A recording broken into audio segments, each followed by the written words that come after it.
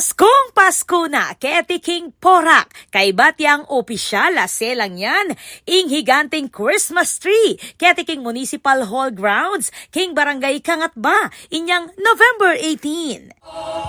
Ang buhat ngayon, kahit hindi Pasko, ay magtigaya. Maging reng sulu ang makapalibot king mismong munisipyo, lakwas lang megpasala king lugar. Bam nagto apa kita mo ing sala ing lugod ang po saya na po ning Kapaskuhan. Ramdam mo naman ang Christmas feels king Municipal Hall Grounds, uling kompletong pamangan, kalupaning bibingka at puto bongbong, empanada, ube halaya at marakal pangaliwa.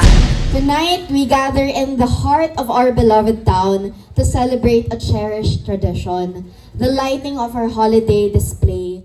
Asahan naman na maging pasyalan niya para kareng mi papamilya at mi babarkada ing Municipal Hall Grounds, lakwas at selang niya na lareng makuleng Christmas decorations.